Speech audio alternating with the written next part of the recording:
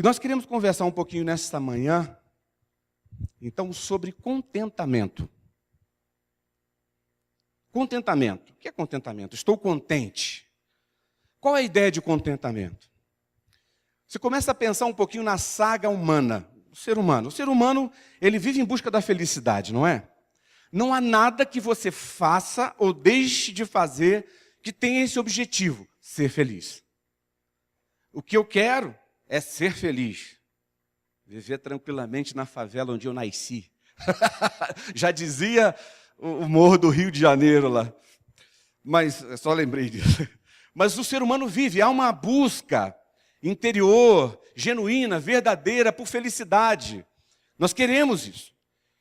Mas nem tudo que é oferecido e nem tudo que se encontra na verdade, é realmente felicidade. Você concorda? São muitas as propostas de felicidade que nós temos.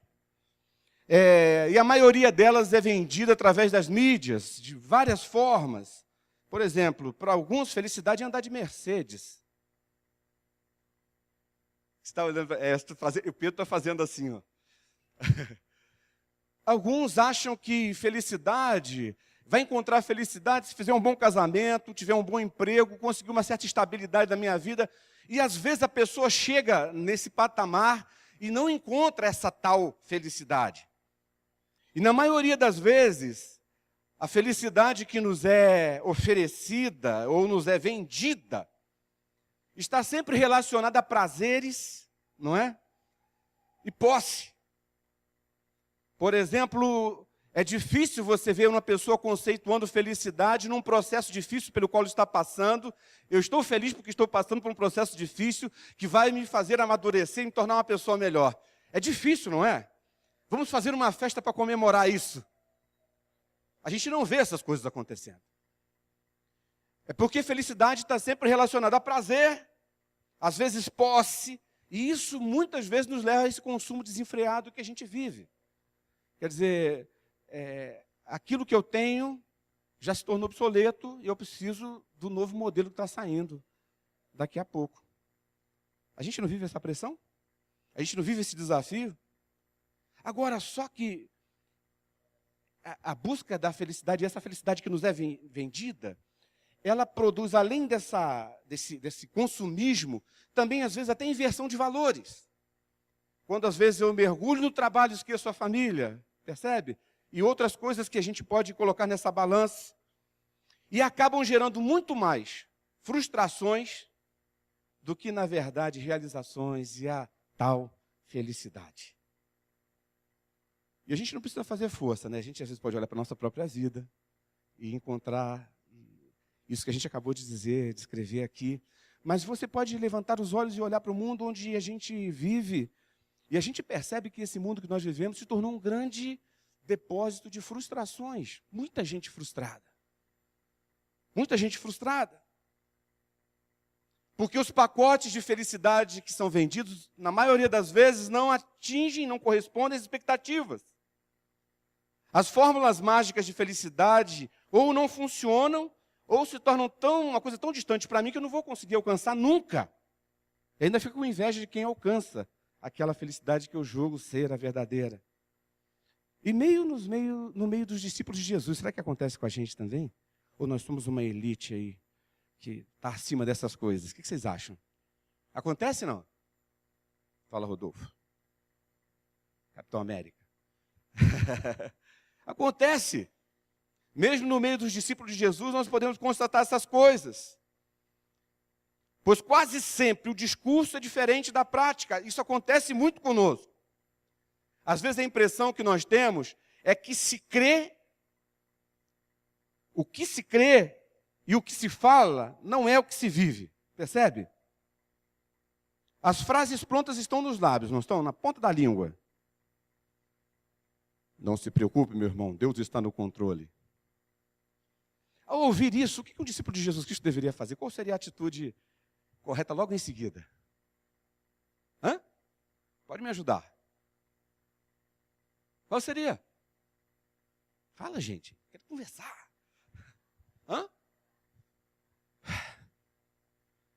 Relaxar até. Respirar fundo, se Ele está no controle, se Ele é o Senhor da minha vida, se Ele pode todas as coisas, eu então posso respirar. E posso até colocar um sorriso nos meus lábios, porque Ele está no controle. Mas é assim na prática, gente? Não é. Então você percebe? Vive-se às vezes como se a realidade da fala fosse uma e da vida fosse outra. E às vezes quando as situações nos sobrevêm e nos surpreende, a tendência é o desespero, é a falta de esperança. Eu creio que às vezes essas frustrações que nós enfrentamos na vida diante da busca da felicidade, tem a ver com a visão romântica que a gente tem, às vezes, da própria vida. Hoje, no nosso curso lá, o nosso professor falou sobre, às vezes, uma visão romântica que a gente tem do texto bíblico e não dá realidade para aquilo. E, às vezes, nós temos uma visão romântica da vida. Porque, de certa forma, a vida, às vezes, parece que vai acontecer como um conto de fadas. Isso está lá no subconsciente, nos dirigindo dessa forma, porque, e principalmente, a partir do momento que você recebe Jesus Cristo como Senhor da tua vida, aí então não tem nem prorrogação. Vai ter que dar certo, e muito certo. E aquela visão romântica de que tudo vai se encaixar, uma visão às vezes até ingênua. Com certeza isso é uma expectativa alta demais para uma vida, onde os seres humanos são pecadores, caídos, ainda que muitos sendo abraçados e alcançados pela graça de Deus, continuam sendo pecadores. E também, às vezes, eu acredito que o que causa essas frustrações também, às vezes, é a nossa ignorância, talvez o medo de praticar os princípios que as Escrituras nos ensinam. De praticar. Soltar coisas não é fácil. Abrir mão de coisas não é fácil. As Escrituras falam disso o tempo todo. A própria palavra de Deus diz que errais por não conhecer.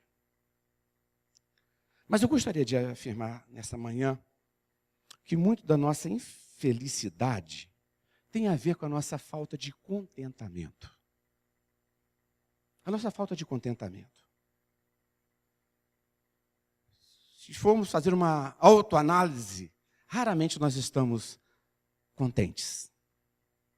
A ideia de contentamento é contente por ser quem é, por estar onde está. Sabe? Essa é a ideia do contentamento. Mas eu quero, nessa manhã, trazer um desafio para nós aqui, que pode ajudar a nossa vida nessa questão de corrigir rumos em direção a essa vida da felicidade que depende de contentamento. E para isso nós vamos partir de um texto bíblico, porque senão fica só a ideia dos céus e isso é um problema. Vamos partir de Filipenses 4, de 10 a 13.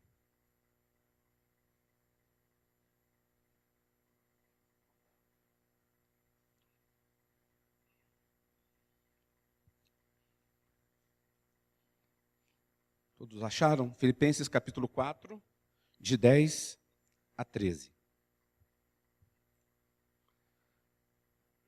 Diz assim: alegro-me grandemente no Senhor, porque finalmente vocês renovaram o seu interesse por mim. De fato, vocês já se interessavam, mas não tinham oportunidade para demonstrá-lo. Não estou dizendo isso porque esteja necessitado, pois aprendi a adaptar-me a toda e qualquer circunstância. Sei o que é passar necessidade e sei o que é ter fartura. Aprendi o segredo de viver contente em toda e qualquer situação. Seja bem alimentado, seja com fome, tendo muito ou passando necessidade. E por que isso? Porque tudo posso naquele que me fortalece. Esse texto é fantástico, né? Nós já falamos aqui algumas vezes na igreja que às vezes esse versículo 13, principalmente, ele é muito usado de forma triunfalista. Então eu tudo posso naquele que me fortalece. Então eu vou conquistar aquela casa que eu quero, o dinheiro que eu quero, a cura que eu quero, tudo que eu quero. Mas não se trata disso. Quando ele está dizendo tudo posso naquele que me fortalece. Ele está dizendo que eu posso perder, eu posso adoecer, eu posso morrer, eu posso ficar desempregado, eu posso ter um bom emprego, eu posso morar numa casa top ou num barraco, não importa. Independente do que venha sobre mim, independente da experiência que me seja proporcionada pela vida, eu posso todas as coisas naquele que me fortalece. As circunstâncias de Paulo ao escrever essa carta eram extremamente desfavoráveis, porque ele estava preso. E ele estava preso por causa do Evangelho. Era um pregador do Evangelho e os romanos prenderam e lançaram ele numa prisão. E a prisão dos romanos não era moleza, não. Era diferente da do Genuíno, dessa turma toda aí. Era um calabouço. Não é calabouço, aquela coisa que fica abaixo da terra, sem ventilação, tipo um porão. E ali eles eram presos pelos braços e pernas. Lembra que quando Paulo e Silas louvavam, romperam as correntes? Ali naquele mesmo lugar que eles estavam presos, eles se alimentavam e faziam suas necessidades ali naquele mesmo lugar. Então você tem noção desse ambiente. É nessa condição que esse homem chamado Paulo escreve uma carta para uma igreja que também passava por lutas, cujo tema central é a alegria. Ele fala o tempo todo, alegrem-se no Senhor. Outra vez eu digo, alegrem-se. Fiquem felizes no Senhor. É interessante, porque às vezes quando você está vivendo situações difíceis, de perdas, situações complexas, às vezes a gente não tem o que dizer. Parece que se esgotam pela lógica humana. Alguém que estaria na condição de Paulo não teria como motivar ou trazer alegria para alguém. Mas isso acontece com esse homem. E nessa carta aqui, nesse texto que nós lemos, ele agradece a ajuda que os irmãos tinham enviado para ele. A igreja de Filipos fez uma campanha e, através de Epafrodito, levou para ele um presente, umas coisas para suprir a necessidade dele. E ele agradece, mas ele diz o seguinte: gente, mas fiquem tranquilos, porque eu tive uma experiência na minha vida, eu cheguei a um ponto na minha vida que eu aprendi o contentamento. Eu aprendi a viver contente em toda e qualquer situação. Ele até diz assim, olha, eu sou grato a vocês, eu estou agradecendo, não porque eu esteja sofrendo com a necessidade aqui, esteja em pânico ou preocupado, como vai ser amanhã. Não, a minha preocupação não é essa. Eu sou grato porque eu estou reconhecendo a generosidade de vocês, o amor de vocês ao me doarem isso, mas eu aprendi a viver contente em toda e qualquer situação. Ele aprendeu o contentamento. Contentamento. Contentamento não tem a ver com estagnação, gente, porque a gente pode ser tentado a pensar nisso, com conformismo, né? Aí viver a vida lazeca. Deixa a vida me levar, a vida leva eu. Não, não é isso. Contentamento é você se adaptar, é entender que você precisa passar por aquela situação e você nunca passará por ela sozinho, seja ela boa ou má.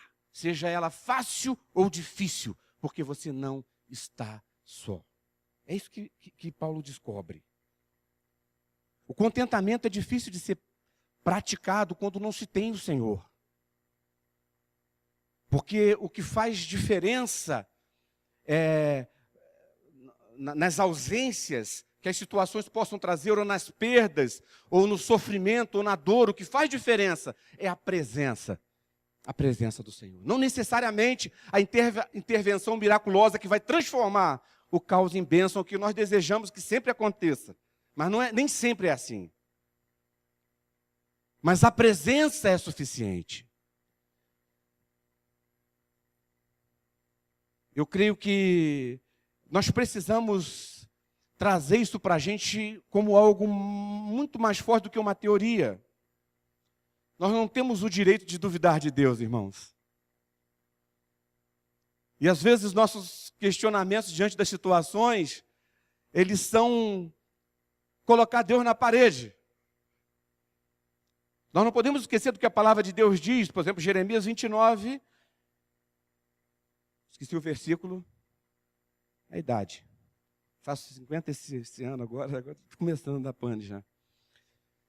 Mas eu sei que é Jeremias 29, que diz, porque sou eu que conheço os planos que eu tenho para vocês, diz o Senhor. Lembra desse versículo? Planos de fazê-lo prosperar e não de lhes causar dano. Planos de dar-lhes esperança e um futuro. Em momento algum, independente da catástrofe, nós não temos o direito de duvidar que Deus quer o nosso bem. E que o plano dele para as nossas vidas é de nos fazer prosperar, melhorar, crescer e não de nos causar dano. O plano dele para as nossas vidas é de nos encher de esperança em relação a um futuro.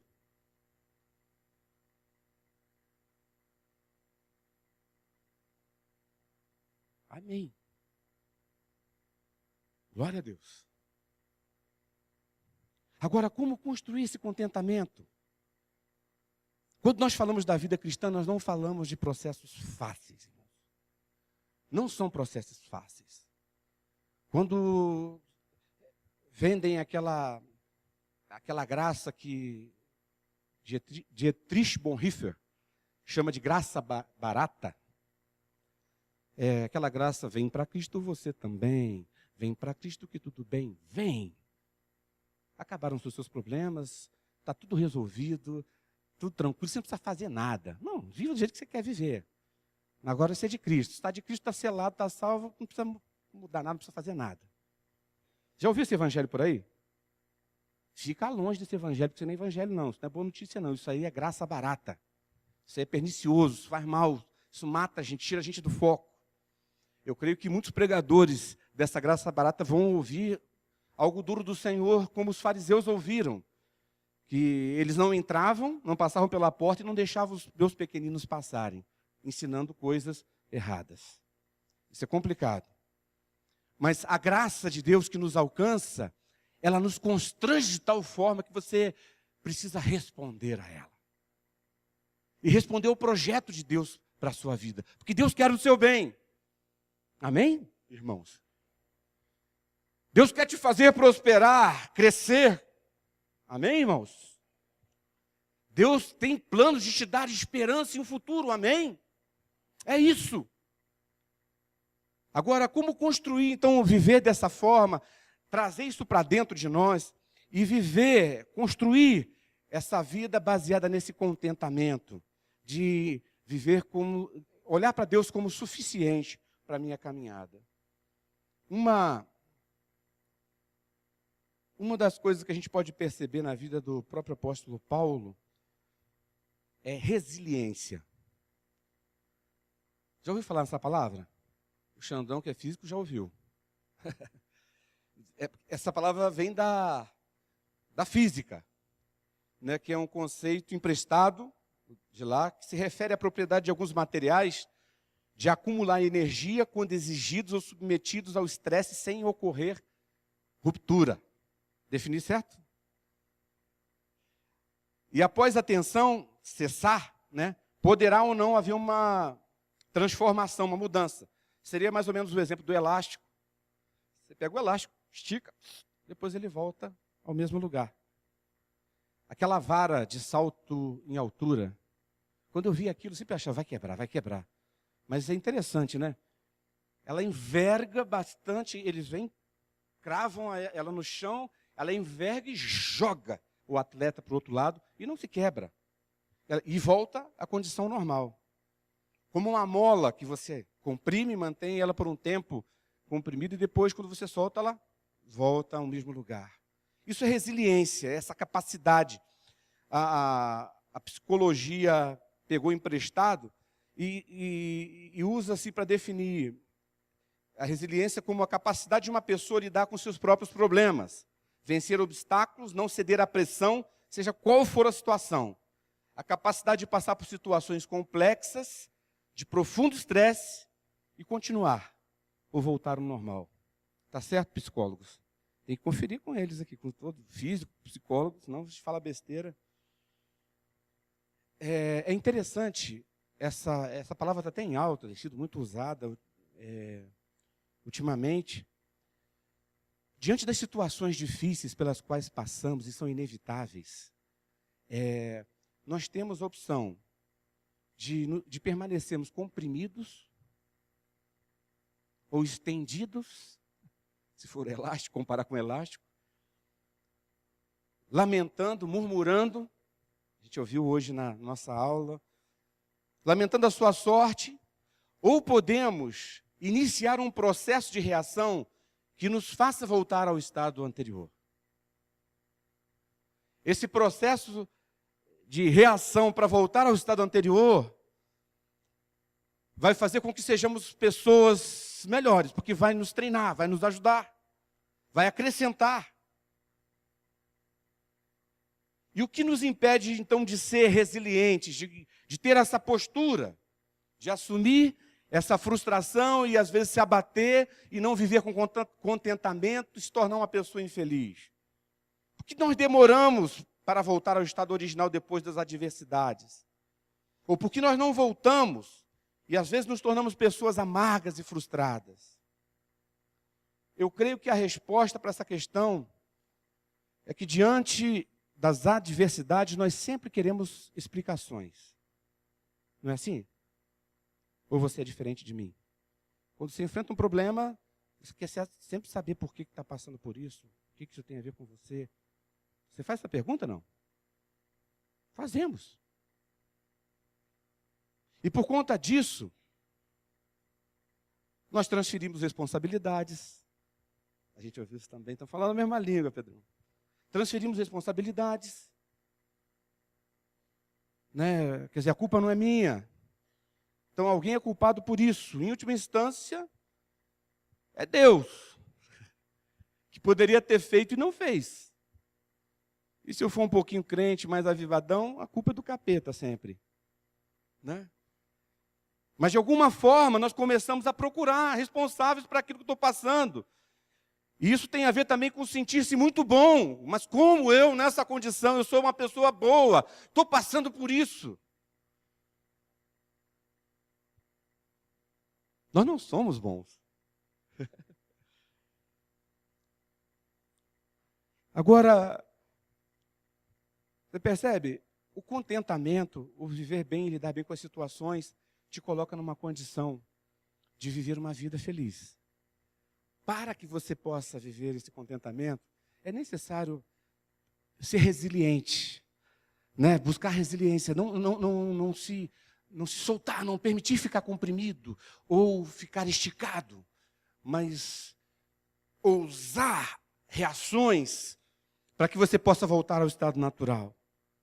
Agora, onde você encontra combustível para tomar esse tipo de postura? Continuamos com Paulo. Lá em Romanos 12, ele diz assim: alegrai-vos na esperança, sede pacientes na tribulação e perseverai na oração.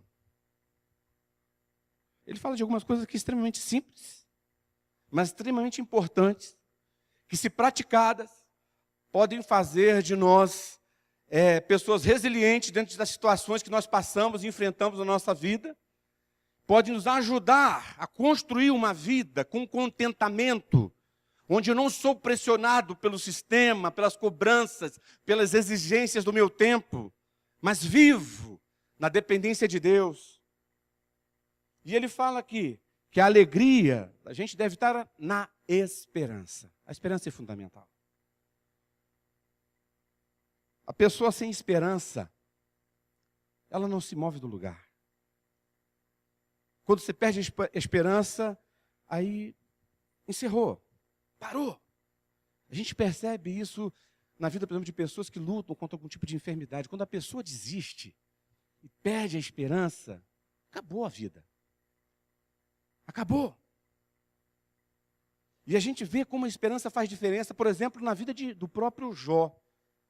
Jó, ele tinha tudo para se tornar uma pessoa extremamente amarga.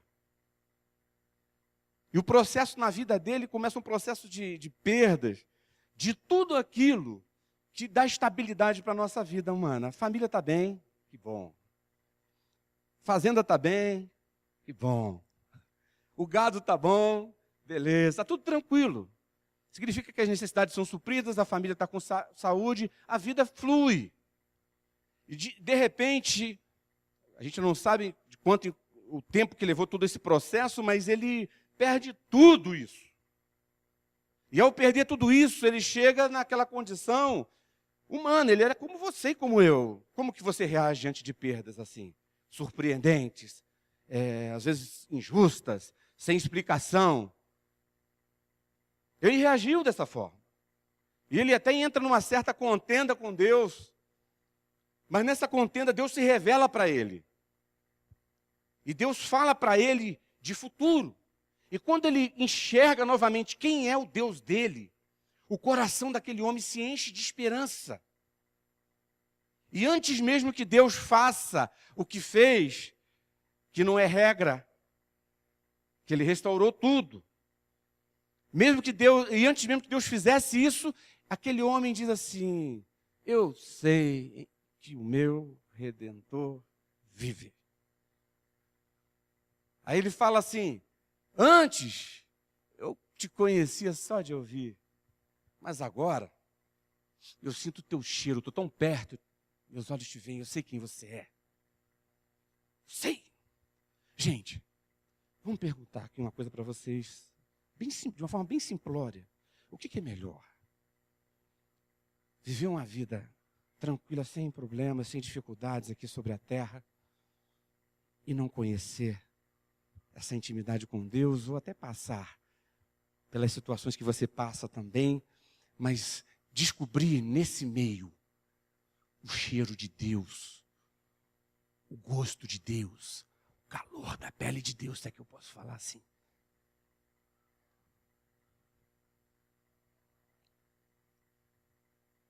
Nós falamos aqui, uns 2 domingos atrás, que o inferno é vida sem Deus. Isso é inferno. E o céu é intimidade com Ele. E nós temos a esperança. As Escrituras, se você quiser pesquisar, você vai encontrar muita coisa ali. O choro pode durar a noite toda. Mas a alegria chega de manhã.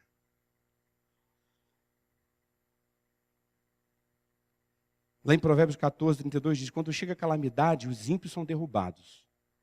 Os justos, porém, até em face da morte, encontram refúgio.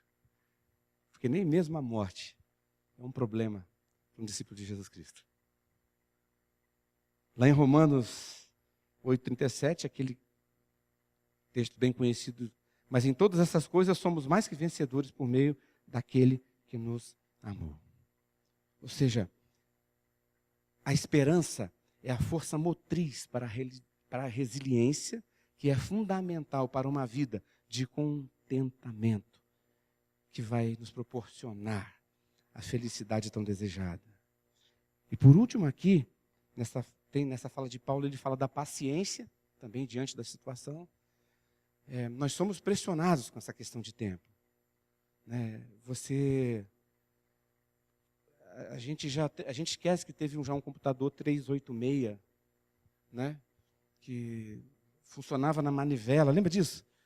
A transferência de arquivo era uma coisa assim, às vezes tinha que deixar à noite, né, para se transferir alguns kbytes assim, né?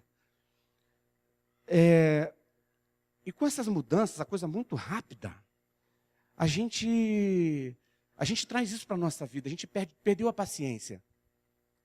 A gente perdeu a paciência no trânsito. A gente está olhando para o nosso farol, está vermelho. O farol do lado ficou amarelo. o do lado aqui, do cruzamento, a gente já está buzinando para quem está na nossa frente. Porque ninguém tem paciência. E não há como você viver uma vida de contentamento na presença do Senhor e desfrutar da felicidade resultante disso. Não há como ser resiliente diante das situações sem paciência. A gente tem um monte de coisa instantânea, não tem? Miojos e essas coisas todas aí, aqueles negocinhos lá que dizem que é de frango, né? Nuggets, aquelas coisinhas, dizem que é de frango. Aquele tem gosto do que eles querem que tenha, porque, sei lá. Você tem, e se você vai vendo as pesquisas, tudo isso que é muito industrializado, é muito coisa, faz mal para alguma coisa. Não faz bem, não é alimento. E nós precisamos aprender isso na vida, que tudo aquilo que é instantâneo, crescimento instantâneo de igreja, pode ver, cara, não é. Crescimento, mudanças instantâneas de situação, deu aquela virada. Não é por aí. A vida é feita de processos, e a vida cristã é assim também. De processos. Então é necessário ter paciência no processo. E aqui por último, a fé. Ele termina, e perseverem na oração. Falar em oração é falar em devoção de vida com Deus. Não estou falando de oração aqui como pé de cabra de arrancar de Deus aquilo que eu quero que Ele me dê. Mas a oração como um instrumento de relacionamento com esse Deus. Porque quanto mais íntimos nós estamos do Senhor, menos dúvida nós teremos de que nós estamos seguros, mesmo à beira da morte.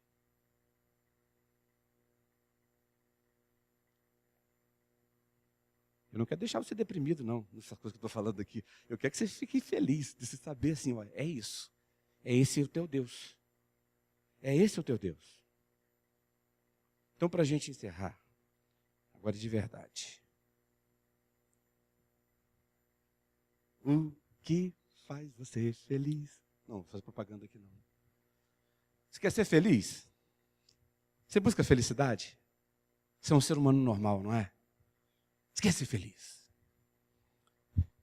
Eu quero te desafiar a não se deixar impressionar por quantias de dinheiro, por locais nobres de moradia,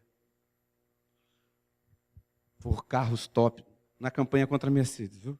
Mas por carros top para dirigir por aí. Eu queria te encorajar a desfrutar do contentamento, de estar contente com quem você é. Que isso não te impeça de crescer, mas crescer dentro daquilo que o Senhor mesmo te direcionar. Peça para Ele, Senhor, Deus fala, sabia? Senhor, qual o próximo passo? Deus dá o passo.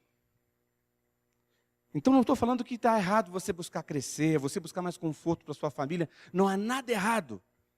Enquanto isso não atropela os valores, a escala de valores na sua vida. Enquanto isso não consome você e não faz de você uma pessoa estressada, angustiada, infeliz e frustrada. Porque se compara com uma outra pessoa e diz, poxa, por que ele tem e eu não tenho? Mas que vive contente, que sabe que você é quem é e está onde está, por vontade de Deus. Deus quis assim.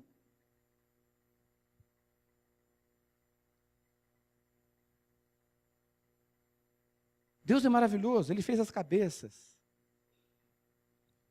E as fez, Ele cobriu com cabelo. As bonitas Ele deixou assim. Deus fez assim. Eu preciso ser feliz. Você precisa ser feliz sabendo que Deus fez você dessa forma. Não se compare com ninguém, Ele é assim. Eu sou tímido, estou introvertido, eu sou isso. Para com isso. Isso não é karma, não tem nada disso não. Isso aí é o seguinte, Deus quer você desse jeito, fez você assim. Está certo que ao longo da vida nós aprendemos muita coisa que não deveríamos e não aprendemos algumas também que deveríamos ter aprendido, mas isso participa da nossa formação. Mas você é por vontade de Deus, e é quem é por vontade de Deus, está onde está por vontade de Deus, Deus está nisso. E você mesmo é testemunha, que mesmo sem os recursos, talvez, que você achava que seriam ideais de você ter por mês, nunca lhe faltou. Você é testemunha disso? Você é testemunha de que nas situações mais complexas da sua vida, onde você se viu em becos sem saída, apareceu luz não sei de onde, sabemos de onde, que de uma forma surpreendente muda uma realidade. Você sabe disso. Você sabe que o contentamento não é você se deixar atrofiar, não é. Você pode empreender sonhos, mas sonhos que você sonhe com o Senhor.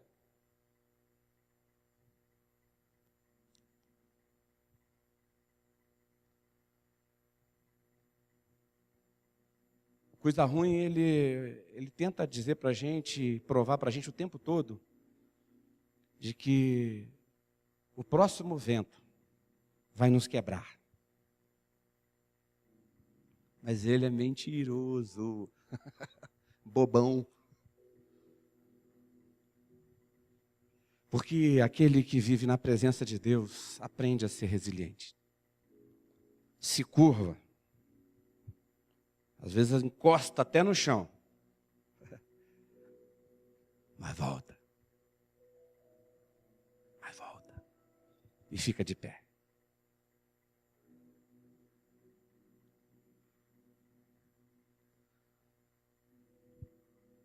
E você tem uma razão. Porque você tem esperança no seu coração. Você sabe que a sua vida não vai terminar nesses 100 anos que cada um de nós aqui vai viver. Não vai terminar aí. Não acaba aí. Há algo maior a ser vivido com esse Deus. Há uma continuidade. O projeto é eterno.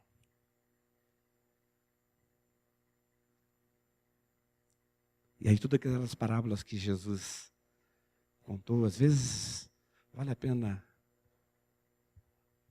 despender de tudo que tem para comprar o campo que tem a pérola. Ficar com a pérola, ela é mais valiosa. O reino de Deus é. Amém?